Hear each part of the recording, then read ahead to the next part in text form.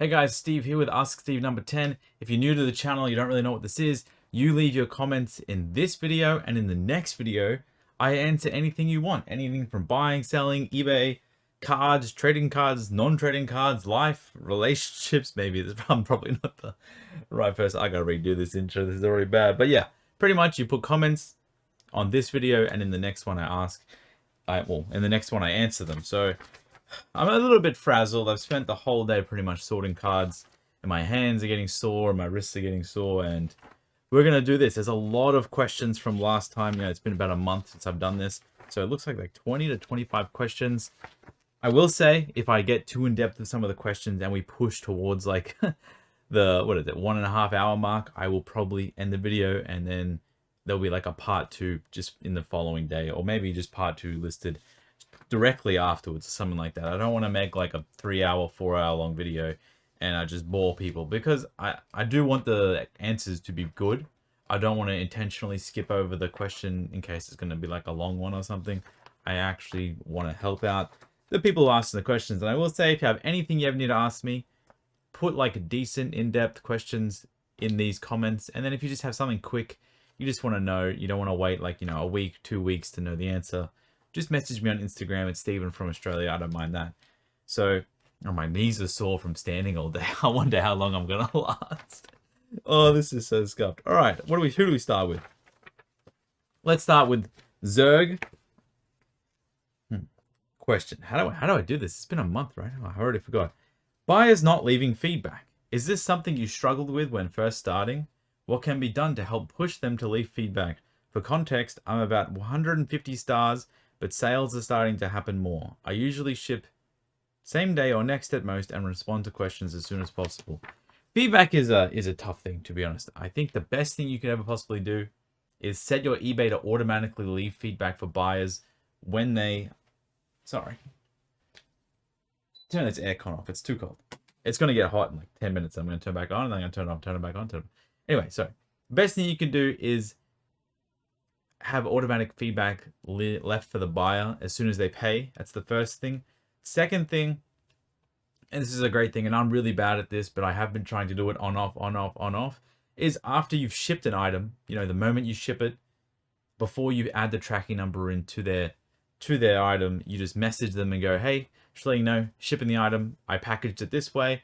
I packaged it securely. I used a bunch of bubble wrap or a box, and then it's coming towards you. Let me know when you receive it, or let me know what you think of the packaging, or let me know what you think of the item, and I hope a safe travels, all this other stuff. You can come up with your own thing.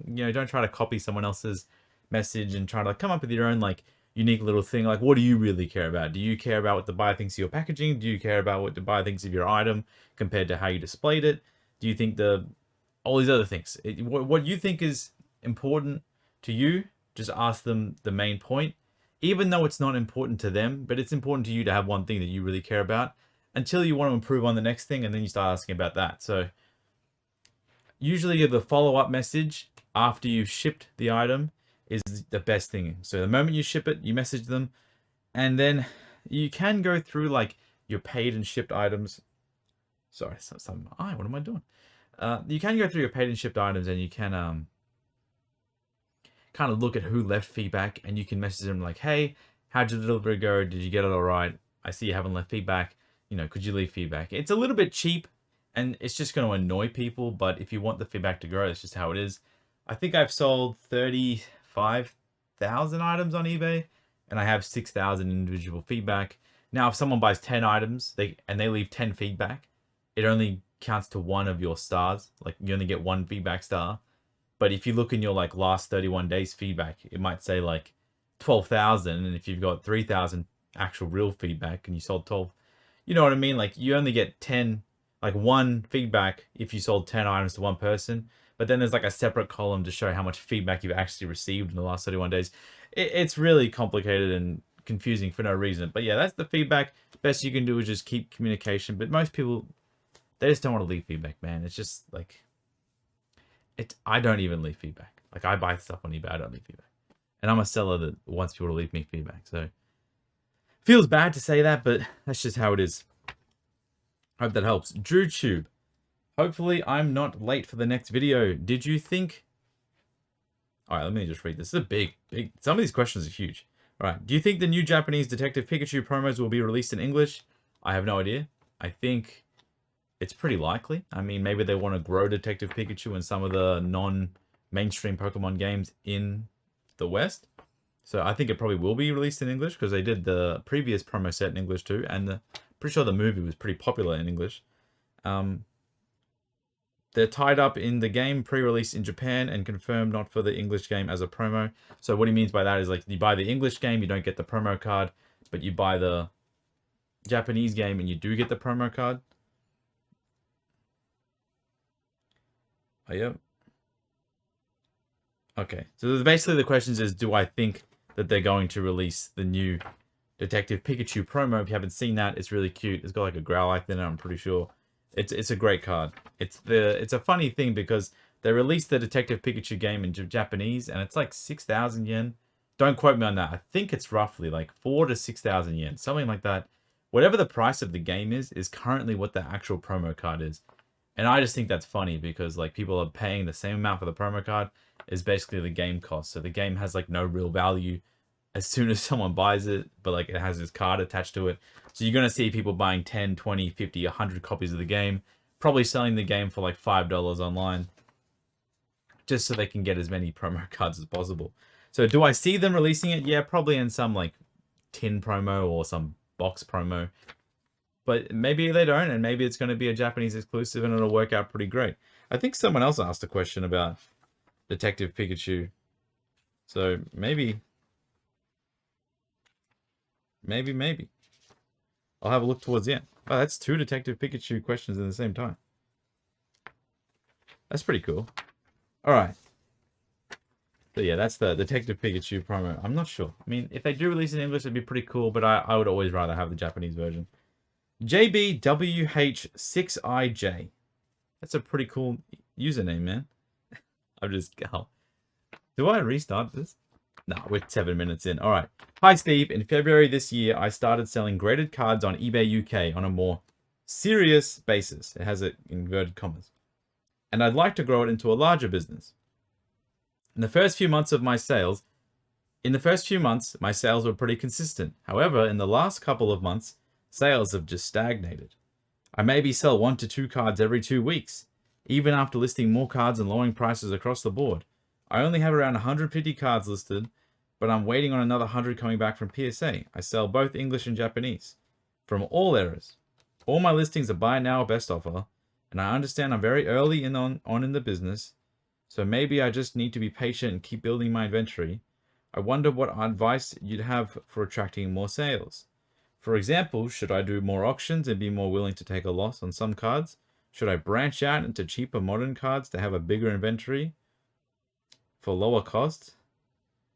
I'm very capital limited at the moment, so maybe that's my biggest problem.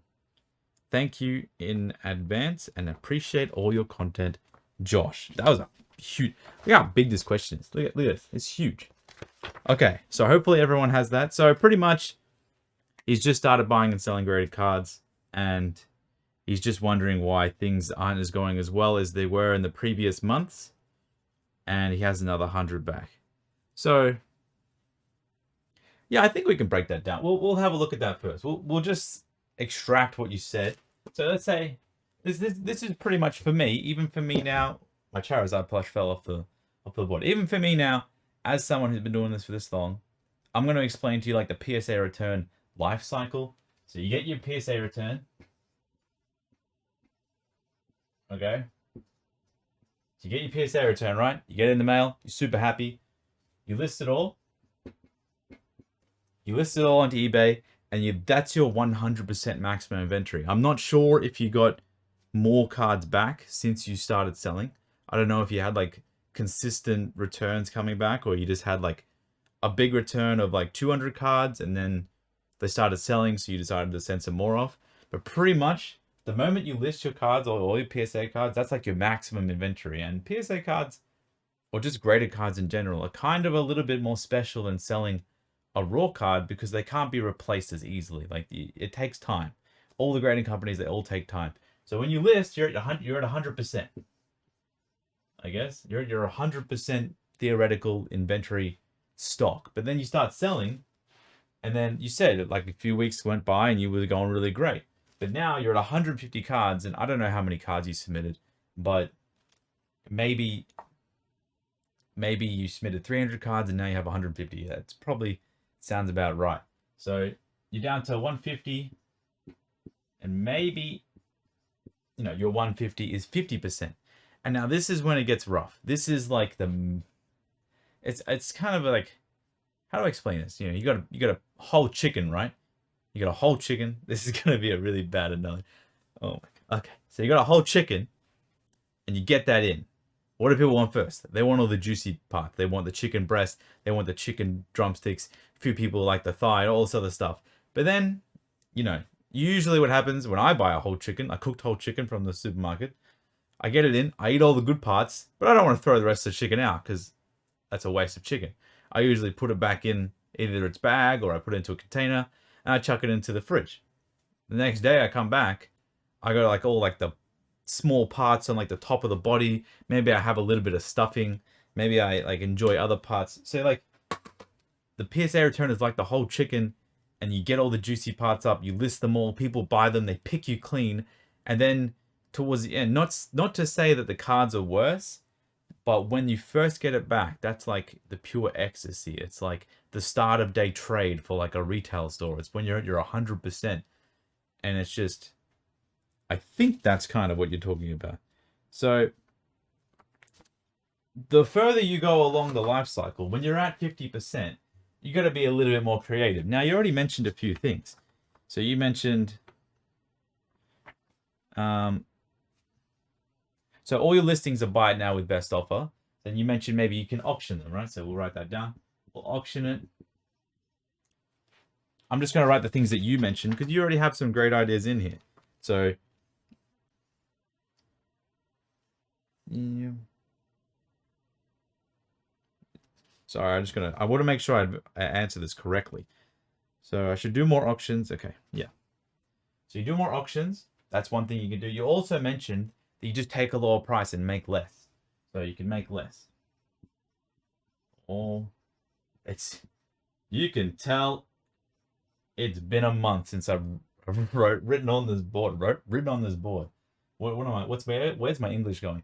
So this is pretty much what happens to almost every single person that sells graded cards. And here is my advice. So before I give you my advice, I'm going to take a nice big sip of water in my Pokemon cup. You see it here? It says Pokemon on it. Pretty cool, right? Yeah. Why am I giving advice to anyone? So here's what I suggest. This is called learning, right? You've done your PSA submission. You're brand new. You've done your graded card submission. It doesn't matter, does it PSA or not.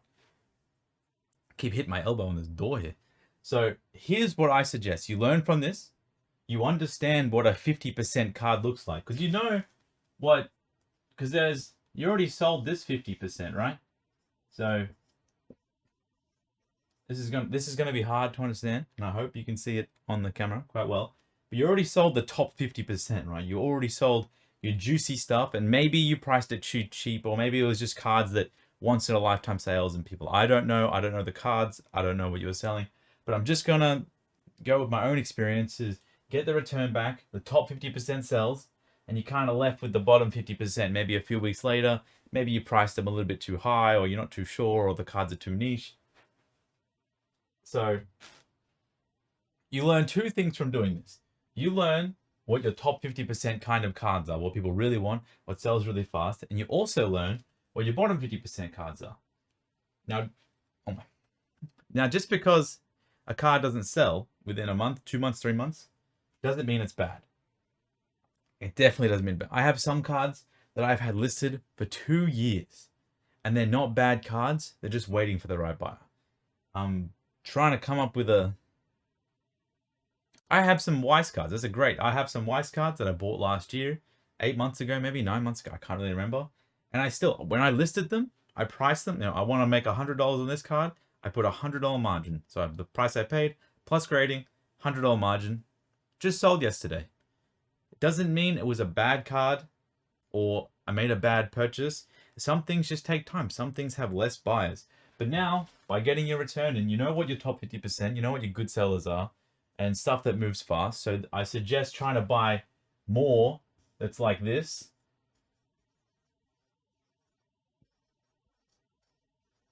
Now, this is pretty like obvious advice, right? Like obviously you want to buy more of the good stuff that you sold. But that's what makes the good stuff. It's kind of hard to get. But this 50%, you want to kind of avoid this kind of stuff. Or if you do want to buy it, you have to make sure you pay a lower amount so you can sell it for less to make a similar margin. So this stuff that's like the below 50%, the dregs, try to avoid it in the future. That's what you can learn from. You also mentioned here, should I branch out into cheaper modern cards to have a bigger inventory for lower cost? I'm very capital limited. So it's kind of hard to like do the whole branch out and have capital limited. I'm not sure of your like personal, sort of personal circumstances, but maybe you can try and pick up some more hours at work or try and get another job. Or I don't know if you are working at jobs. Jobs are great for when you're buying and selling because they don't take inventory away to pay for your lifestyle. So maybe try to pick up anything from anywhere and just keep trying to stack money so you can try to like obviously make more. But this is like when it comes to submitting, and this is what I've tried to do in my current state, and I understand like the power of breaking even. So I'll write that down here. So we want to break even, right? So now that we know, you said, should I submit more cards? Now that we know that we have these kind of cards in our submission, let's say you get them, you get the grades, you get a bunch of 9s, you get a bunch of 7s, you get a bunch of 8s, whatever the grade, I don't care, whatever the card, and as soon as you see the grade at the PSA report or whatever, you go, that's not a great card, or why did I submit that? I highly suggest selling this 50% as fast as possible and just break even. So you list your top 50% or stuff that you know that's probably going to sell for a bit of profit, and you try and list that bottom 50% as fast as possible to break even to get your money back. So then you go fast. See how this ties all in together? We got there eventually, right? So the bottom 50% stuff, you want to break even on it, sell it fast, just dump it, just get rid of it, put it on auction. If it costs you $20 for the card and $15 to grade, and you maybe paid a few dollars shipping, you put it on an auction for $40. And then after fees, you charge the buyer shipping, you'll probably get your money back for the card plus grading. It sucks to break even. No one enjoys breaking even. But the faster you do this, the faster you can buy more of the good stuff that actually sells really fast, so you can kind of make money. So I really hope that kind of helps you, JBWH6IJ. That's a funny name, man. I want you to change that into something better for the next time, because I can't say that every time. Oh, you also said, oh yeah, appreciate all your content. Well, I'm trying to do a video a day for the rest of the year. I really wanted to do it for the whole year, but sometimes in life you get through lulls and highs and lows, and sometimes you mess up your hair really badly and you don't want to go on camera for a bit. So that kind of stuff happens. Yo, I said, oh my god, we're 18 minutes into the video already. So, before I made this video, I was gonna do a special surprise for like everyone that supports me, watches the channel, I guess. And I have this box, and the whole thing is Ramen Pikachus. And the Ramen Pikachu is, hopefully that doesn't knock anything. The Ramen Pikachu is this. It's the exclusive Japanese Yokohama Worlds plushie. It's pretty cool. This is the other Worlds plushie. There was much less of them at the World Center, and this is the only one I have because it was huge, and I didn't want to buy a whole bunch of these and take them home with me. So I have like around 50 to 60 of this Ramen Pikachu. I'm extending an offer to like 20 to 30 people for now. Maybe more in the future. I actually want to keep all the plushies, but I've kind of run out of space, if you haven't noticed. I don't have any space left. So if you want one of these, reach out to me on Instagram, reach out to me on on email, I guess, if you see my store email in the YouTube. Instagram's definitely best, and I will send you a link to buy this from the site. I will only approve people who ask me first, message me first to buy one of these. I'll be selling them for like 60 Australian. I think that was my price. And then after like shipping and fees and everything, I'm pretty much making like $5 per plush. and I don't even think I'm making that because I was in my hotels in Japan and I had to pack these into like 4 multiple boxes and ship them between hotels just so I could ship them again to my middleman's house. And it was a huge screw around to get these bad boys home. So if you do want one, 60 Australian plus shipping international, free shipping in Australia. Just my way of saying thanks pretty much, even though it's not really thanks because I'm making money. I will say I think there are some US sellers that do sell these cheaper than I will sell them if you buy them with shipping. So just remember, this is probably a good deal for Australian people, probably an okay deal for New Zealand, Singapore, those kind of places. People in the UK and the US might have people selling them for cheaper there. Just saying that. I also got this really cool Charmander hat. I know I should get through with the video, but this is definitely going to be 2 parts if I'm doing stupid stuff. Check out this Charmander hat. There was people wearing these everywhere in Japan. Like, everywhere. Like, no joke. But I tried wearing it, and, like, man, it was hot. Like, in 36 degrees, you try wearing one of these, it is, like, proper crazy. So I'm going to try and do the rest of the video with this on my head, because that'd be pretty fun. Well, now my hair's messing up everything. Before I had none, and now the hair's messing up everything. There we go. Kind of look like a little bit of a... People are like, what are you doing, Steve? Alright, next question. J Young 6897. Hey, Steve. Hey, man. I buy and grade cards with my PayPal to sell them for a profit. That's awesome. And I have lots of ideas on what to buy and grade. The problem is I don't manage to sell at the same rate I buy, so I always end up with no cash for a few weeks/days. Man, that's a problem we all have. How do you manage the money you spend and money you earn and make sure you always have cash? Do you focus on growing cash, inventory, or both? So I always focus on growing inventory. And I've always focused on growing inventory because it benefits the future you more than anyone. But I will say that everything I've done here seems like it's going to benefit you a lot.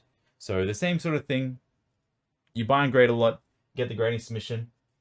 Don't focus on selling the top 50% as soon as you get it. Focus on selling the break even and fast so you can go out and buy more raw, ungraded top 50% items. And then sell your top 50% items a little bit slower, make you profit. I can't take myself seriously wearing this. So I hope that helps, Jay Young. That's pretty similar to the last question. Hulking Mass. I have been trying to sell a CGC Gem Mint 10 card for weeks. The whole time seeing PSA 10 Gem Mint cards with worse centering and visible edgeware sell for hundreds more than my asking price. Why is the world like this? Do you ever see it changing? Should I just cross it? That's a heavy one, man. I think you can... There's no way for me to answer this without, like, coming from a point of bias. PSA has been around the longest. They kind of win in that regard. And it's just hard. I think when you get to collecting, some people care more about the presentation and the label than the actual condition. Whereas it shouldn't really be like that, but it just is. It just is. You can't. Some people buy a brand name T-shirt. Like if this shirt said Ralph Lauren, or Lacoste, or what's I don't know any famous brands. I don't wear. This is Uniqlo. So Tommy Hilfiger. That's an expensive brand. But I went into Tommy Hilfiger and those shirts were like $14 each. And this is a Uniqlo shirt, and this was like $14. So I don't know how that's an expensive brand. But a shirt like this, if it has an expensive brand on it, people are going to perceive it as being more valuable. And the people that already have those brands are just going to pay more for them. Even if it's the same. Even if they know it's the same. Even if you go to the front of them and you go, you idiot, your card is... This is not a 10, like my card's a 10. This is not a 10, my card's a 10. Even though this is a 7. But if you go... You're not a 10, mine's a 10, and yours a 10. And you like yell at them, they don't care. They want what they want, and I do think that's perfectly fine. In saying that, CGC recently, changed their grading. All these other things, people are always mad about everything. There's a lot of negative sentiment of CGC. I think if people that collect PSA are around people that don't collect PSA, they usually talk negatively about their stuff. So, do I ever see it changing? Probably not, to be honest. I mean, unless humans change. Humans haven't changed for, like, ever. As far as I'm aware. We're still as barbaric as we always have been. We still only care about ourselves like we always have been. So I don't really see it changing. Should you cross it? Well, if it's cross-worthy, and the difference really is hundreds of dollars, and it does cost you, if the difference between the grades, and because if it really is better condition than all these worse centering invisible edgeware 10s that you've seen, it should get a 10.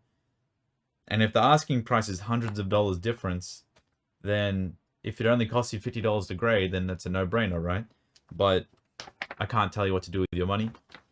Just work out the maths and figure it out for yourself. But yeah, the CGC sentiment, I love CGC. I think the cases are great. I think the grading's pretty fair. I don't really know what's going on with this whole 9.5 to 10 to 10 thing. It's all just, I don't know who launched the company. I really wish whoever launched the CGC were a little bit smarter and just realized that there's a grading company that's the biggest in the world. They're already graded like 60 million cards. That it has a perfect scale that everyone enjoys. Just copy that. I don't know why they didn't just copy it from the start. But that's the story for another day. So I hope that helps you out. Just Jack 21. Do you think learning the new Pokemon would be helpful in your business? It doesn't surprise me that you don't get time to play the games, but I do find it interesting that a lot of new Pokemon names haven't seeped in yet through searching for cards, etc. I do actually think that's very important. And it's one thing that I do struggle with, definitely. And there are a lot of you got to remember when I'm doing my videos, I think everyone should try this. Try doing something normally and then doing something while recording yourself. And you will be completely different. You will not be the same human being. Like you will make, you will make mistakes. You will say things that you don't even know why you said. You'll stumble words that you've said millions of times before. So there are a lot of times that might seem like maybe I didn't know something, but at the same time, there are many new Pokemon that I don't know, and it is very important. Especially, I remember when there was like, I think a long time ago, maybe 3 or 4 years ago, Pokemon did a poll. Like, Pokemon Company did a poll, and it turned out that Greninja was like the most loved Pokemon, or something like that. Greninja won a poll that being Greninja is like one of the most liked, or the most liked Pokemon at that current thing. Out of, I think there was different parameters for it set. But yeah, everyone was like, Greninja won. That's so crazy. But I'm not going to lie. There are a lot of expensive Greninja cards. And a lot of people do buy Greninja cards from me. And I do buy and sell a lot of Greninja cards on purpose because of how loved it is. A lot of them do always go back to Japan. There's a lot of Greninja collectors in Japan. I'm taking this off. There's a lot of Greninja collectors in Japan. And they love that stuff. And there's a few other Pokemon I've noticed recently. And I'm on video right now. And obviously I can't remember them right now. Let me see if I can get... I think like Riolu and Lucario is another really popular. It's not brand new Pokemon, but they are like... I'm surprised that they are that popular. And I'm trying to get inspiration. Oh, I think, they make reprints like, Palkia, Dialga, Giratina, the Gold V-Stars. I've done really well with those. And they aren't super popular Pokemon. They are not as new, right? But they are kind of rebringing them back with all the stuff they're doing, Arceus Legends and stuff like that. So it is important to know the new Pokemon, but it is more important to know the new Pokemon that are actually really popular. Because just learning 1,000 of them, you're going to spend more time researching than actually buying and selling. And sometimes that is important and sometimes it's not. But yeah, I definitely do think just knowledge is just super important. So thanks for the question, Jack. Whoopie Boy. That's a good name. Who would you say is the average person buying from you? Are they resellers, investors, collectors, young, old, rich, American? All right, so the first 5 things you said, 6 things, resellers, investors, collectors, young, old, rich. I've never asked them. So American, that's something I can actually answer. I think large majority of my sales are to America. So to America and then Australia, because I live in Australia and America has the largest base of Pokemon collectors outside of Japan, I guess. Japanese people didn't really buy graded cards in mass or even singles from overseas because, I sell mainly Japanese cards and it'd be kind of weird for a Japanese person to buy them from me when they could just buy them from Japan because that's where they live. And in saying that, do I think resellers, investors, collectors, young, old, rich? I think the average Pokemon card collector that probably buys from me is between like 20 to 35. and I fit in the same range. You know, I think they're all just dudes or dudettes that just like Pokemon. They just want to buy. Investors, it depends on the items. Maybe they are. I had a guy buy 12. I gotta ship them out. I had a guy buy 12 of these off me. Shining Magikarp, 25th. Who knows what he is? Who knows? Is he a collector? Is he an investor? He only bought that card, and he's like, I just want this card. I got 140 of them. How many do you have? And I was like, I got 12 left. And he's like, I'll take them all. So, that kind of person that buys that. I did just sell one of these before, a Mewtwo V-Star. Wow, it looks so good on the camera. What's going on there? That looks really good. I did just sell one of those just before. And, what does that guy? Does he just like Mewtwo? Does he like V-Star Universe? You got to think, like, okay, if you really liked V-Star Universe Mewtwo, the set's been out for like a year. Shouldn't he bought it already? I don't know. I don't know the answer to the first part, but yeah, mostly American and Australian, English-speaking countries, a lot of UK. But I sell all the time to like Hong Kong, Singapore, China. The South Korea is very popular at the moment. I'm not sure. I have a few people from South Korea that buy from me all the time. But I don't really tend to do it. I just make the label and I just ship the package, and 5 minutes later I already forget and I'm just on to the next task. But yeah, I've never really thought about that. That's a good question. Pokey. Okay, wait. We need some water. We need some water. I just made a noise. I made a weird noise. All right, and for the 30-minute warriors, this is what we got today: tropical alcoholic ginger beer. It's been a long day, and I really want one. That's all I can say. I'm a man, right? I'm a guy. Let me enjoy my stuff. I'm gonna get hiccups in about 20 seconds. Oh, let's loosen up a little bit. Get into these next questions. All right, Perky718, give me what you got. I think this was really good. I did really well with this, tying it all together. I'm proud of myself. All right, I've heard your opinions on the PSA Vault / Collector's Vault in a past video. And I agree, that's very useful when you change your addresses or simply get the return shipping for lower. But I want to know your thoughts on the eBay Vault. Ooh, alright.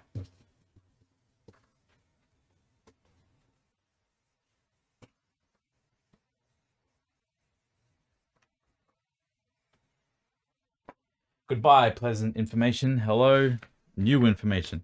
Okay, would you consider ever sending your stuff there to get either good guaranteed protection and save on space, to technically ship out a card instantly, or to get lower selling fees since your primary market is eBay itself?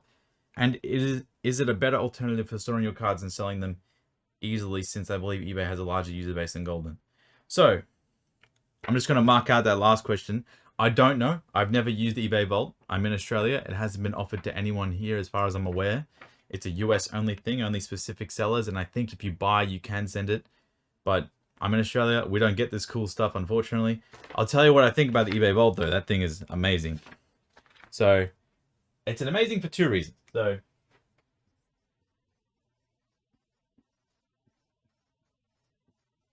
eBay Vault.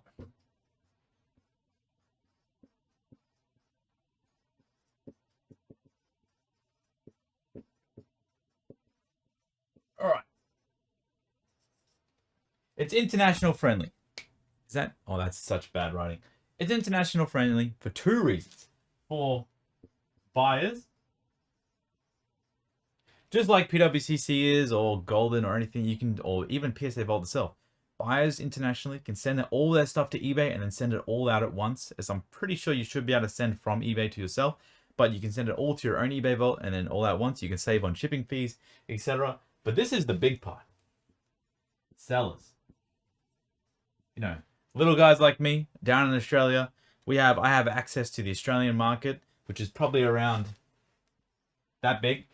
That's around the Australian market for majority. What I do is graded Pokemon cards, and this is the Australian graded Pokemon market, and that right there, that bad boy, that's the USA, baby. It's the US Pokemon graded market. It is like, I think last time I checked, every time I check like 30-day sales, there might be, I mainly focus on Japanese stuff because that's what I'm in, and I check, there's like 200,000 sold of Japanese Pokemon cards in Australia, 250,000, and in the US it's like 10 million, 11 million, like in 1 month. Maybe sometimes it's lower, sometimes it's less.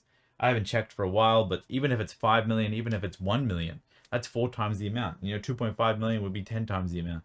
So if a guy like me, can have access to this USA market, because they'll be located, if I do send them to the eBay vault, US buyers are going to be way more comfortable buying from me. And if it is an option for me, I would definitely use it. I would use it and abuse it until, even if eBay committed crimes, I wouldn't take my cards out of the eBay vault, depending on the crimes.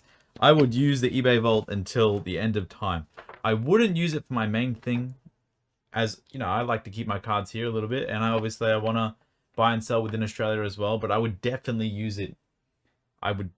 Oh man, I would send good cards there, I would send bad cards there. If I have 20 copies, I would send 5 to the eBay vault, keep 15 at home. If they sell, the hiccups are coming.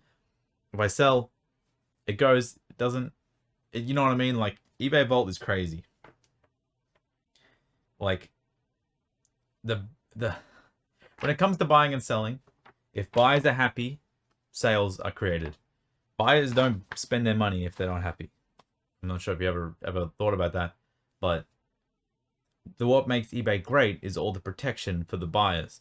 There's a lot of places to buy from, you know, people on Instagram, people from Facebook Marketplace, and you know, you have to have like a big account on Instagram, on Marketplace, or on Facebook groups. You have to have like reputations, and people won't pay you money if you have references, and they'll only pay through like goods and services, PayPal. If PayPal goods and services didn't exist, I don't even think it'd be possible to really sell privately, not on eBay. I'm not gonna lie, because some people are really comfortable sending friends and family. Some people are comfortable sending, you know, all these other random money platform payments that, you know, aren't refundable. But that's what makes eBay great, is the fact that you're safe. You can buy anything on eBay and get a refund. It doesn't matter, and that's a good thing for buyers. It's a great thing, because if we didn't have that, I know a lot of people like to complain about buyers claiming and all this stuff. Yeah, it sucks. I know. I'm on the end of it as well. Trust me, that's another story. But if buyers didn't have that, we wouldn't be able to sell. We wouldn't be able to sell because no one would buy. So this is just great for buyers. They know, hey, I can get the shit to my eBay vault. It's a real card. I'm not getting scammed. I don't have to worry about the seller not shipping it. All these other reasons. I could probably write 1,000 more reasons, but I just said a whole bunch, and I know you get where I'm coming from. So yeah, eBay vault will be crazy. Right, Yost. Whoa. A sip before the next one.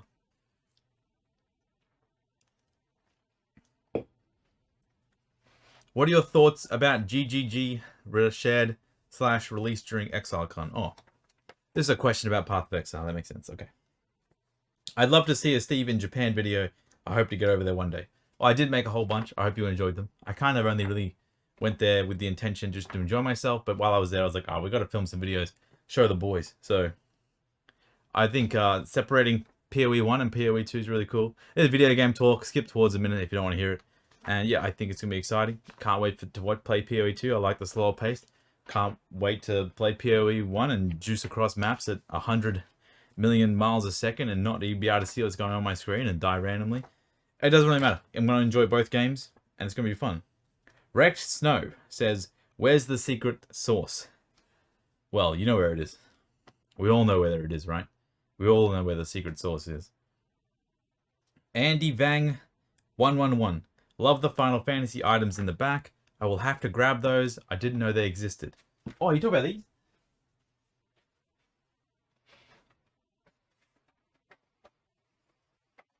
Oh, I just went behind the thing. Alright, I think he's talking about these. These Final Fantasy 5 and Final Fantasy 4. I'm fairly certain. Pretty cool. Just boxed games for the, I guess, Super Famicom, Super Nintendo. And yeah. Pretty cool. No intention of ever playing them. I watched some playthroughs of these games, but I just want to get the box. And you know the best thing about these? This one was 500 yen. And this one here was 600 yen. So this is around $7 US for 2 old Final Fantasy games to put on display. I think that was a great deal, and I'm very happy with it. I think stuff like that's super timeless. You can still do it with some Pokemon games. You can get like boxed Pokemon Stadium, $20, $30. That's an awesome looking box art. You can get, they're a little bit more expensive now, like red, blue, and green, but you can get boxed red, blue, and green for like $100 here and there. I think they're great things to pick up, and they're great display.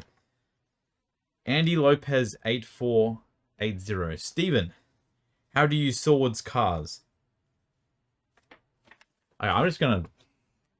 Steven, how do you swords cars? What? I think you're taking the piss. Like, I think you're making a joke because I think the previous video was like, how do you source cards? How do you source cards? I think you're saying how do you swords cars as a joke. But the Golden Lugia, we want Steve in Japan. Alright, well, I did do that for you, so I hope you enjoyed that.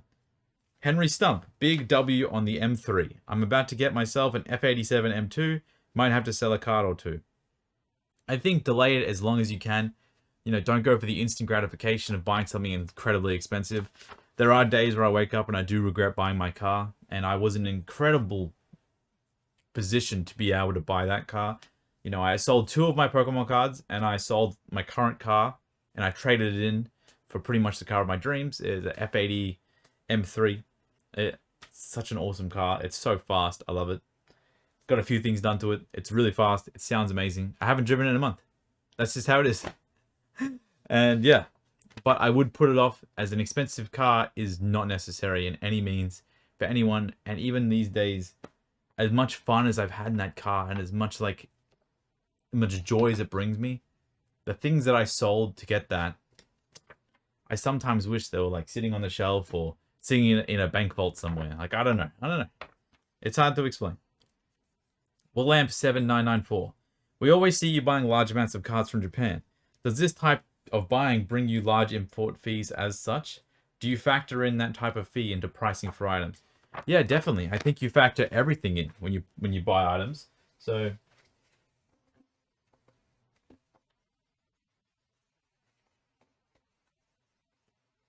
we gotta clean this board, I think. After the video, we'll clean this board. So, you know, I even went through this today. I actually went through this pretty heavily today, looking for stuff to buy for my Raw single cards shop. And it's Kimmy Cards on eBay, or Kimmy's Cards on eBay. That's where I sell single cards. Me and my partner together, we work vigorously to buy and list single cards. But that's where a lot of the cards that I buy go. Not everything's gradable. I like grading. I enjoy grading, but selling single cards is like my main love. So, sorry, so you're asking about fees, but I'll answer this in a little bit better, just not about import fees. So I'm going to explain what I did today and what I looked at today and things that I tried to buy today. So I've been selling old back hollows. I sell quite a lot of old back hollows, like Base, Jungle, Fossil, Neo, Team Rocket, all that other stuff. So I'll write that here.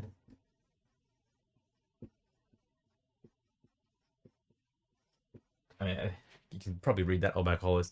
It's pretty much one of the easiest things to buy and sell is older cards from the first few generations. Everyone loves them. In English, it's like a no-brainer. They sell 10,000, 20,000 copies a week all across different websites. It's just, everyone loves the old back cards. So old cards or old English cards, it doesn't really matter what you do. But what I did today, I kind of like got the sum of my last few sales. So I got like my last 20 sales and I averaged it. I think I got it to around like $8. So just bear with me. This plush here just fell off the top of my shelf from up there. I don't know if you saw that. But this is actually the first teddy bear I ever got as a child. You can see how much cat hairs on it. But this is Winnie the Pooh. I got this when I was born. From my grandma. Or maybe my mum gave it to me. I'm not too sure, but he does these things with his hands where he holds on to stuff. I don't know. I just keep that up here. So. Oh, God. Why you have to do it during the video. But to go back on track. I got the last 20 sales I made on old back cards. The last 20 sales of cards under $20. And I realized the average amount I sell them for after selling fees. So after every fee. So I think the average was like $10. But selling fees with promotions averaged out to around 20%. And I sell them, like $8 is what I get. So I was like, okay, I want to buy some more of these. And if I buy 100, I know on average, if I buy 100 random ones, I need the average price to be a lot lower than $8. I need it to be like, if I want to make 50% margin, why did I choose $8 for this? If I want to make a $100 margin, I need to pay $4. So, sorry, if I want to make a 100% margin, not $100. If I want to make a 100% margin, I need to buy for $4.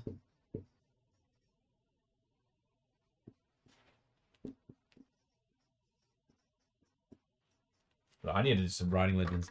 But that says $8 sell / profit. Like that's my profit margin. That's like after fees. That's my $8 is after fees, how much money I get from selling these old back holo cards, and I buy them. I don't buy them, but I'm trying to buy them in large amounts or larger amounts for $4. And that doesn't mean I buy 10,000 at $40,000, or it means if I see 20 together and I can get 20 of them for $80 Australian, it means it can be a pretty good buy, because over time I sell them on average. I get $8 back. I can double my money, I guess. 100% profit. Double my money. So, well, how I do that, the item doesn't just get listed for $4, right? Because you have to pay like middleman and shipping fees and import tax and everything like that. So I need to buy them as $4 maximum if I want to double my money. You with me? All right. So I need to buy them for $4. This is the maximum I can pay. If I want to double my money of $4 to $8 from my average sell price of old back holos. This is just for old back for this calculation. So it's $4. So that means, my import tax is around 10%. To ship a box of however many cards probably cost around $60. From Japan, usually $60 to ship like a small box of cards. That's pretty simple. I think everyone can agree with that. So I have the import tax, plus I have the middleman fee.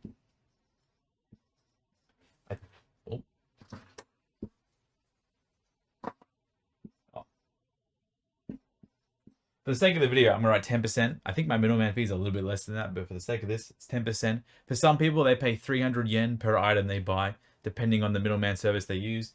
Mine's just a flat percentage fee because of just that's how it is. So I pay 10% in tax.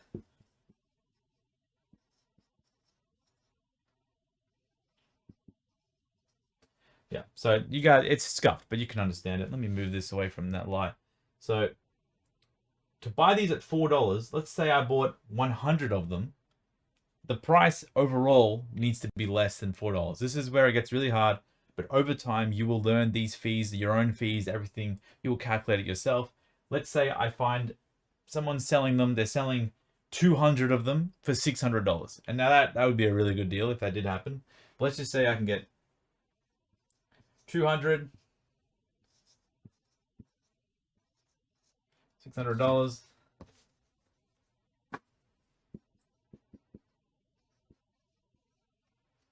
Right, I get 200 for $600, and that means I got 10% fee to my middleman, so he'll take 60. 10% tax to my country, always gonna pay tax, death and taxes. And then I pay $60 in shipping, another 10%, I guess. And that puts me at around $780. This is kind of how I'm calculating when I'm buying stuff. And this is all while I see the listing on eBay, or I see someone selling something on Facebook or Instagram or random Japanese websites. I see it listed and I calculate all these things in my head straight away. So this is the most scuffed I've ever seen this whiteboard. But does this make sense? Because before you buy anything, you have to know what does it sell for. Before you even touch anything, you have to have a little bit like a glimpse of an idea of how much someone wants to pay for it, how much you can make after fees, how fast it'll sell, all that other stuff. You kind of want to have a little bit of a glimmer of hope. Now, you can see here, the item price was $600, but it actually is going to cost me $780. And I'm going to get 200 quantity of the items that I want, and they need to be under $4 each for me to double my money and sell them for $8 profit, or $8 net after all fees. Does that make sense? And that's what this is. This $780 would be like $3.90 per card or whatever.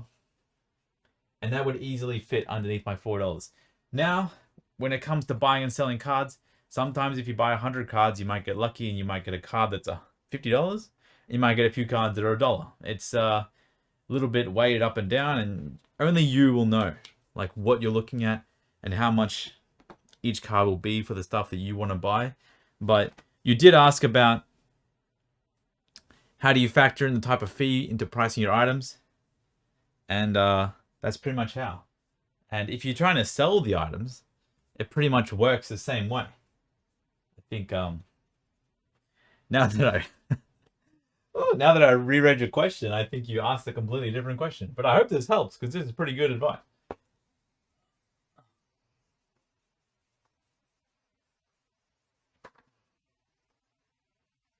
We can reverse engineer this, by the way. We can go, so we buy our items for $4 each on average, and we want to make double the amount. So we want to make $8. How much is that? If we want to make $8, we have to sell them for whatever the eBay fee is. Most people, it's like 13% fee plus 30 cents processing fee, which sucks.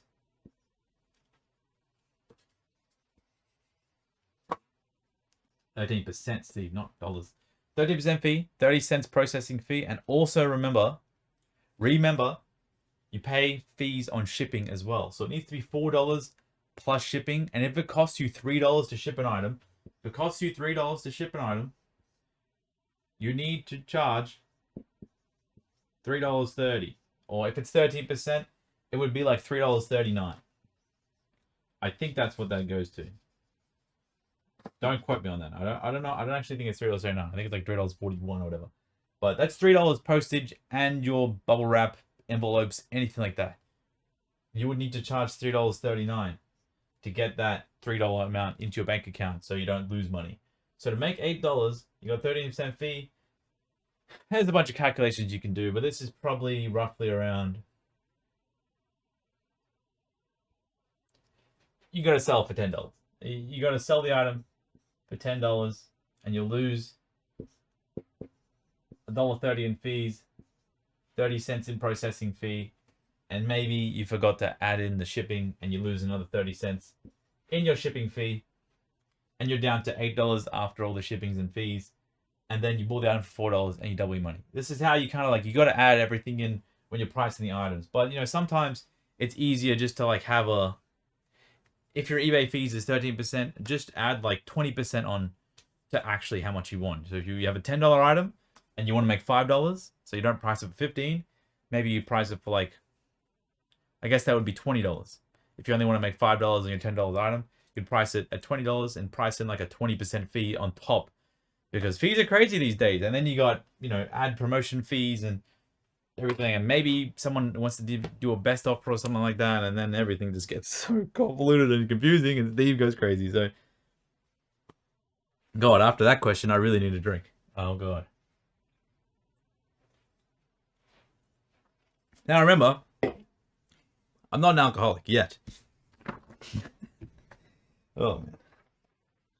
All right. Erratic wool gathering. Hey Steve. Hey man. When do you do your large auction blocks? Is there a particular type of card you tend to auction? I've done auction blocks for my store in the past, and I'm going to start doing more. Typically, I auction cards with lower grades, or very common modern cards, so that my buy it now listings sustain a higher quality. Alright, well that's actually really good. Erratic wool gathering. Really appreciate the question. Earlier on in the video, I hope you're listening, is where I kind of explained like how you should sell like your bottom 50% cards at break even and try and sell them fast. And I did cover like auctioning off and just your cards. Is there a particular type of card you tend to auction? Similar ones, the ones you mentioned, you know, stuff that's like lower grade, very common modern cards. It's just like, why would you hold on to them? I mean, I am not very good at that, especially at the moment. I'm kind of in this limbo as I'm preparing for like a larger holiday season to sell a lot of stuff, and I'm also preparing just to like hold inventory just so I can mass sell during the month of December. I have a few ideas, but you know, stuff that's like brand new and modern, like, you know, this V-Star Universe Mew, I have graded, beautiful card, but probably not the best idea to hold on to like 50 graded versions of these, right? Because, you know, you can just grade them pretty easily. They might make like $10 profit per card. It's a pretty cool card, but it's no reason, it's not going to hold in crazy amounts of value. Kind of like, you know, something like this would, like EX Battle Boost Charizard, much harder to get, much harder to grade in gem mint condition. Stuff like, and maybe that's the type of card I still might auction if I have a large quantity. Or maybe like Charizard V from Shiny Star V. This kind of card, not that easy to get in like gem mint conditions these days. Shiny Star V was like, what, 3 years ago? 4 years ago almost? So you already know what the type of cards are because you know what your bottom 50% is. I explained in that big thing I did earlier. That's actually, hopefully that helps a lot of people. That was a pretty good one, I think. So also remember, a higher quality buy now listing in your mind, the amount of buy now listings you have might not be the higher quality for what buyers want. You know, most people on eBay buy things that are like under $12. Obviously, we can't really do that with graded cards because the price to grade them is higher than $12. But people want stuff that's under $100, $40 to $60. That's the stuff that sells fast. That's the stuff that's like drives traffic in your stores. That's the stuff that's like really good for you as a seller to like hold as much as that as possible. Because like, I do think stores in the future that are going to dominate the most are the ones that can provide the most value purchases and cheap stuff to as many people as possible. But there are stores that do really well that only sell expensive cards. So yeah, what are we? Oh, we're almost an hour in. That's pretty good. Kicking cards. How do you remember the amount you bought for a card after you grade it and then list it? Considering it takes a few months to grade and you deal with thousands of cards, I'm sure that can get hard to keep. I'm sure that can get hard to keep track. You made me laugh at that one. All right. Oh my god.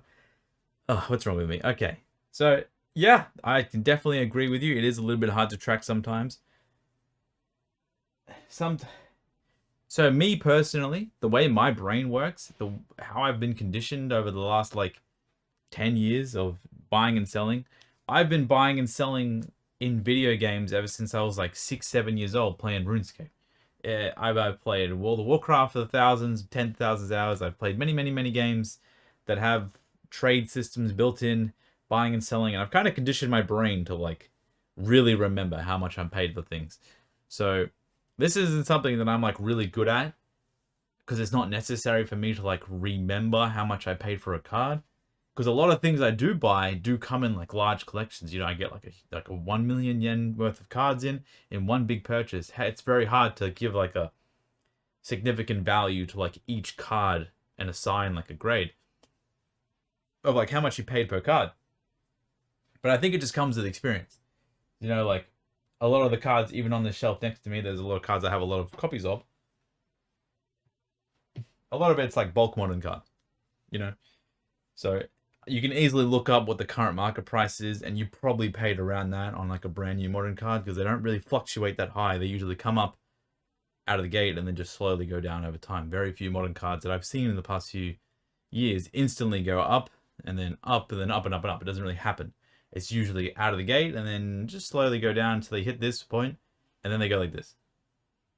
Up a little bit, down a little bit, up a little bit. It's just kind of like that. So yeah, how I track the cards, you just really know what you're buying.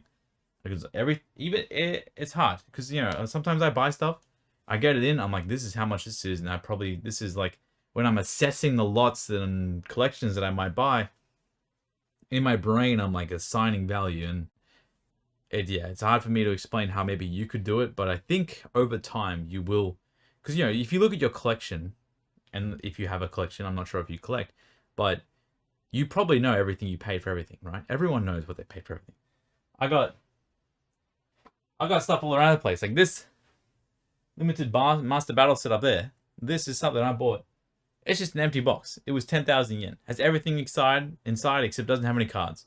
It was 10,000 yen, and I just wanted to have the box because a long time ago I bought like 8 boxes, and I bought and sold all the Alola Friends and Master Battle set Pikachus, and I made way too much money doing it.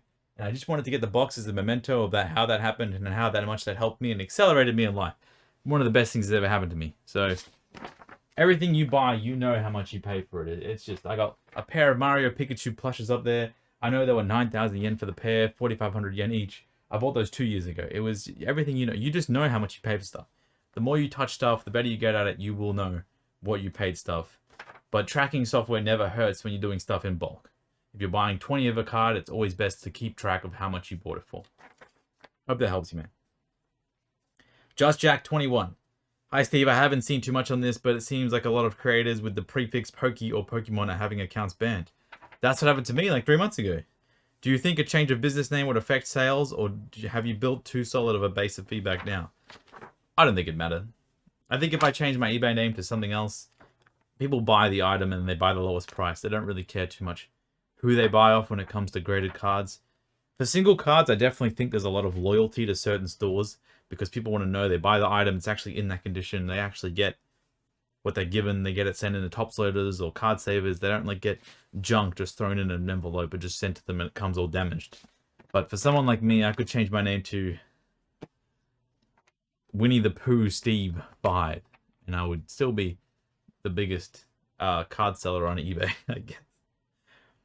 Most like, how do you find the collections you buy? That's funny that you asked that question on the video that called How to Source Trading Cards for Resale. I hope that is satire. I'm not going to answer that, but that's a great question. You probably, yeah. I'm sorry. Watch the video that you commented on to find the answer to that question. I really think I went really deep into sourcing, and maybe in a few more videos time, someone asked me a sourcing question, I'll answer the same one. But if I do get it asked, I'll probably just link them the previous video as I went pretty in depth on that one. All right. I don't know how to say this name. How do I show this? Igahotogu? Igatogu? Man, that's crazy. What do you do if you disagree with a grade? Do you ever try to cross it with another grader in that case? So I think, like, you mean in the case if you disagreeing, not in the case, like the card being in the case. So I disagree with grades all the time. Every submission I get back, I might find 1 or 2 cards and I'm like, hey, I'm going to give this another try because I think it is, this should be a 10. Maybe they saw something that made it to be a 9, but I disagree that the something was 9 worthy, and that happens all the time. I don't think there's anything wrong with that. We're all humans. PSA is humans. I'm humans. We all do things differently. I don't think that's a fault of PSA. That is just a fault of the world. That's a fault of processing 100 million graded items almost. That's just a fault of how it is. I think all the time, if I see a 9, I've bought 9s from the secondary market and cracked them out and sent them back and got 10s. Just because I looked at it, I was like, that doesn't really look like a 9 to me. So yeah, but I haven't crossed them between companies as much. Older CGC cards to PSA was always a really good thing to do because CGC was grading really harsh for whatever reason. But I would usually just resend them back to PSA. Only Spark. Hey Steven, thanks for answering my question. I just want to ask, would you consider setting up a Discord server for your viewers to discuss subjects based around all the subjects you cover? That's a good question. In my experience as someone who's been on a lot of Facebook groups, messenger chats, Instagram chats, everything chats, Discords, I've been in a bunch of Discords. They usually just become echo chambers, even if they're based around positivity. The whole thing we're all doing here. Some people don't want to mention it or talk about it, but we're all buying and selling to make money, right? Like, I'm not really doing this for charity. I do think sometimes when I'm sorting through thousands of single cards and I sell them online for $1 that I am doing that for charity, but I'm still not doing that for charity. But most of what we're doing is to make money so we can buy more cards. That's pretty much the main goal, at least for me. I want to get as many cards as possible, but to get that, I need to get money. And to get the money, I need to sell cards to get the money to buy cards to sell the cards. You know what I mean? And the whole Discord is... It comes under the same pretense as like the memberships on the YouTube. It's just $1 memberships. That's the lowest you can go. If there's 1 cent memberships, I'd probably choose that. But they don't provide any additional things. I mean, I've always said, feel free to reach out, ask me some questions. I can help you out. As long as you don't ask me, hey Steve, what should I buy? Or tell me something to buy with my money so I can make money. I usually answer them pretty easily and honestly, and I give you my best feedback. But the Discord would just be like another weight on my shoulders. Like, the memberships are pretty much like here. They're not on top of my shoulders, but like they're right here. Like, I feel bad sometimes, the fact that people, even if it's $1, trust me, I don't care how much it is, even if it's $1, it feels like there's weight on my shoulders that I need to provide. Now, I've been making these Ask Steves well before I was even, kind of even monetized on YouTube. And even if I am monetized, I think I get like $5 to $10 a day, something to do with, like, it's not crazy. And no one pays me that, it's just like ad revenue. And with a Discord, I would feel more weight on my shoulders to be present in the Discord, to mind things. And then, disputes always happen. People get upset. It's money. People get angry. It's money. Money ruins everything. Money is money, money, money, money. So as much as I would love, absolutely love to make a Discord and we can all help each other, it's just like, I'm not using any words or any clickbait words like I want to do this for the community, or like I don't have the willpower and the mind power to make like a group. Everyone can go in and we can talk about buying and selling 24/7 a day. It's not something I'm interested in. This is something I've thought about a lot. Obviously, you can tell I've thought about this hundreds of times. I've been on that create server button like 30 times and put Pokemon Steve's whatever. And every time I think about it, I'm like, okay, what am I doing? And, sometimes it's not great to be a part of... It's going to sound really dumb. It's not great to be a part of groups for people that are doing exactly what you're doing. I think it's great to sit back and observe. You can sit back and observe me. You can message me, and then I can sit back and observe you. And we can be like talking to each other, but still like away and observing each other. And I think that's great. Take ideas, work on yourself, build things yourself, take ideas, talk about things.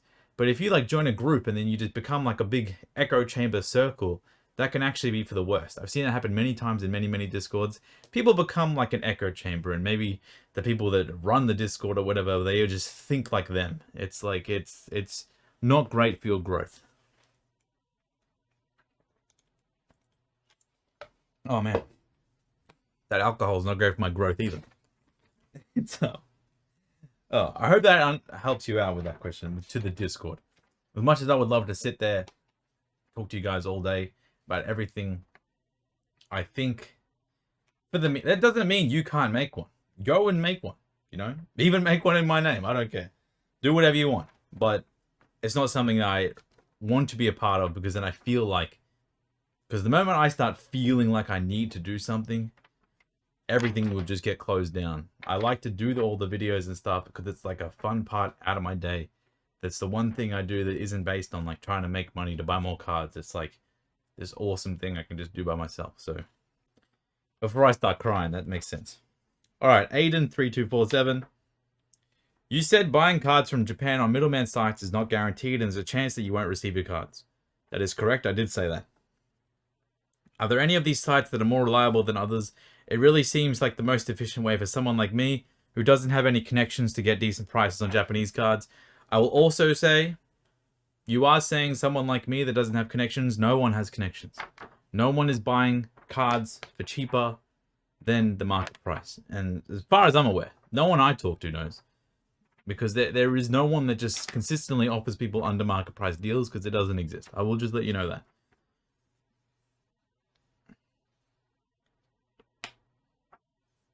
Someone like me who doesn't have any connections to get decent prices on Japanese cards, but I also can't really afford to just risk not receiving my order. So what I suggest, which middleman sites, so I think Zen Market and Buy are the two best. It doesn't mean you're completely covered, but you are the one that needs to be the person who completely covers yourself. Try not to buy things that are miracle listings. Try not to buy things that are too good to be true. My apologies. Try not to buy things that are an obvious, like, 1% Hail Mary, 99% I get scammed. Try to avoid items that you have a higher chance to get scammed. Don't buy sealed product on those websites. If you want to buy a sealed box or something like that, buy it on eBay. It's going to cost you a lot more, obviously, but you're protected, unless you're willing to risk it.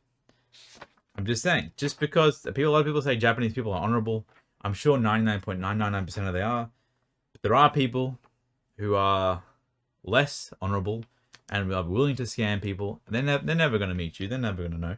They're just pocketing their money and moving on. So Buy and Zen Market are the ones that I would recommend. But I also say, like, I see this all the time, and I'm not trying to rag on you, Aiden3247, but I see this all the time when people like, what is like your source, or do you have like, can you link me up with your guy, or can like someone like me doesn't have X and Y because of all these other things. I don't have it. I'm going to say that. And I don't believe anyone actually has it. There might be a few people who has like a Japanese friend who goes around into card stores in Japan and looks at stuff for them. But that isn't, I don't know what the word is. That isn't just in Pokemon cards. That's in literally everything in the world. You know, if someone wants something from me that's from Australia, that's from my city, and I can just go and pick it up for them, and they're international and they can't get it because they don't live here, obviously, that's a no-brainer. If they have a friend that can do a deal with them, that's completely different to like businesses working in mass with like people selling them product for way cheaper underneath the surface. I don't believe it's happening as much as people might think. So Zenmarket and Buyee, use those, but definitely steer clear of things that are obviously too true. But I will say, I'm always here. I have bought a lot of stuff. I don't want to say the amount that I spent in the last year, but whatever you're thinking, it's probably more than that. And you're always welcome to message me and say, hey, Steve, what do you think of this item? And I can always give you my 2 cents. I'm not going to steal the item off you. Trust me. You know, unless it's like a trophy card or something. I like those things. I might steal it off you. But most other things, I'm just going to go, here's my opinion on it. Should you buy it? Should you not buy it? Is it a scam? Do I think it's this? Do I think it's that? You're always welcome to message me if you need someone to talk about that stuff, if you don't have anyone else. And that's to everyone, not just to Aiden. That's to everyone. Because I'm always on my phone. My phone's right here. It's right here. It's on my Instagram. Takes me 2 seconds. I get a message. I go, oh, there we go. Message. Respond to the message. It takes me 5 seconds. If it saves you money, who am I to not respond to something like that? So just letting you know that offer's out there for you to get that. Next person is Gelnern Magina 34313. Hello, Gelnern Magina. I'm sorry if I butchered your name. Do you have any experience opening up sealed Southern Islands boxes? Curious how well the cards hold up in those. If you're talking about the English Southern Islands sealed boxes, I think they're pretty good. They have the promo pack comes in like a big stack. It's like a pack of sleeves. It's like it's all together. It's in one 18 card pack, the English Southern Islands. So I'm pretty sure they're pretty good. I'm not sure how they get packed in there, but I think it's pretty good. I haven't opened a box. I've watched many box openings before. I've bought the sealed packs from people who have opened the boxes. Because back in the day, people used to just buy the boxes for like $100. And they would take out the Neo packs that were inside, and they would just sell the promo pack for like $40 on eBay. I would buy the promo pack. I would open it. I would sell all the cards as near mint singles on my eBay, and that's just, yeah. Wow, that's a memory. That is a memory and a half. Jesus Christ. All right. Nick and Richards. Do you think it's better to put more expensive cards, $600 to $100,000, $600 to $1,000 or more in a PSA 10 amongst your bulk TCG grades? Okay, I get it. Nick's basically asking, do I think it's better to put expensive cards in bulk submissions? Do I have expensive cards here? Hopefully somewhere. I already got here. No, it's all junk. It's all junk everywhere. Okay, this one's pretty expensive. This one here. Master Battle Set Pikachu, right? This, in my opinion, this is an expensive card. It is not a bulk card, but I submitted that card in bulk and I got upcharged for $40. So what he's asking is, do I think it's better to send expensive cards in bulk through PSA and just pay the bulk fee plus the upcharge? I keep elbowing that thing. Pay the bulk fee plus the upcharge, or should he just send them in a larger submission, in a more expensive submission to get them done faster? But there's a risk that his cards will get a 9, and he just paid the more expensive tier, and he got a 9, and it wasn't worth it. If you just sent it in bulk and he got a 9, it would have been fine because he wouldn't have to pay that value difference. Because the big value. Oh my god, I just choked on my saliva. That's crazy. We need water. We need water back.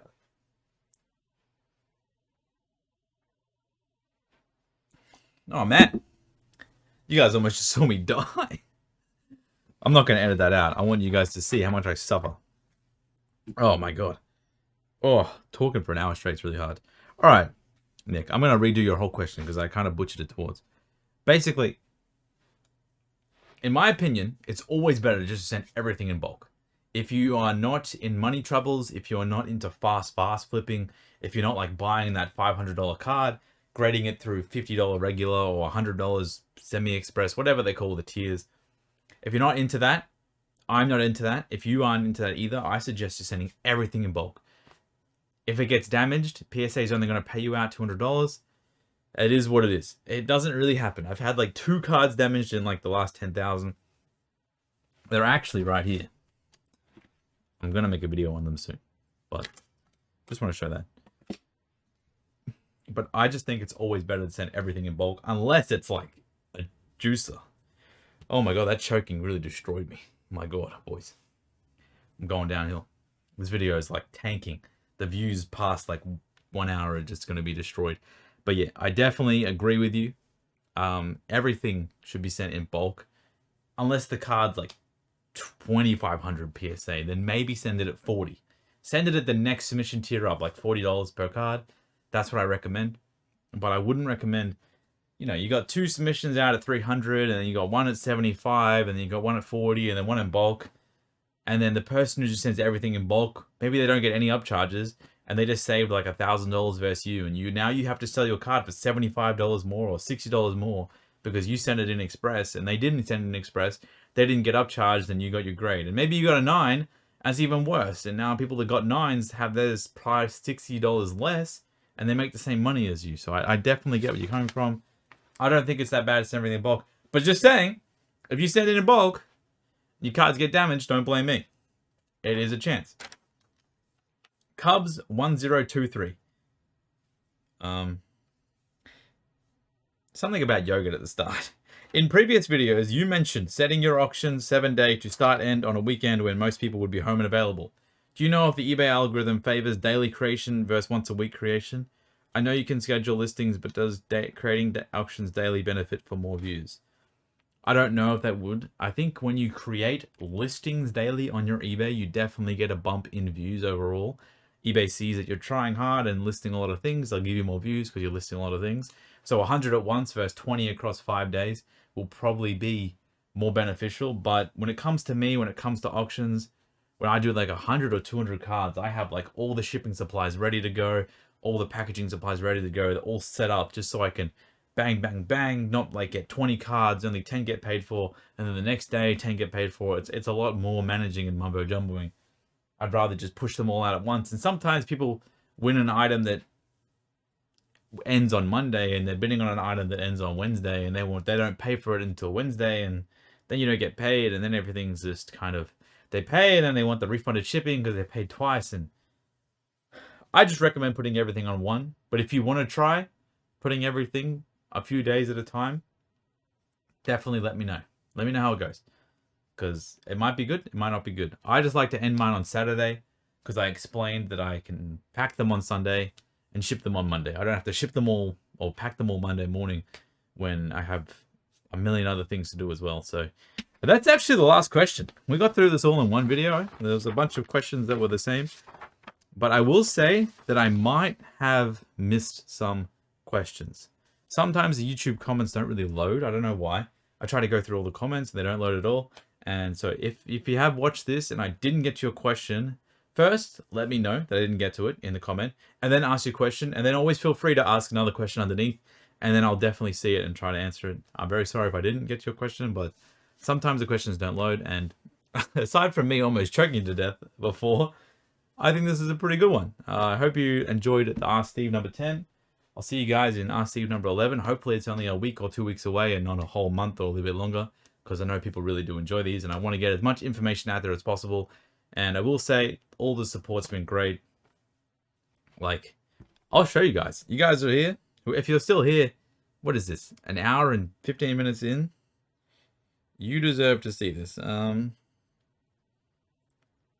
It's loading. Loading on my phone. So, you know, I started posting a lot more videos lately. I think you should be able to see this. No, my brightness might be too low. Hi. Is that good? Is that better? There you go. So I got 23,000 views in the last 31 days, which is pretty good because I haven't been posting that many videos, and only in the past few things. I got 112 subs in the past 28 days. Like, that's crazy. That's really good.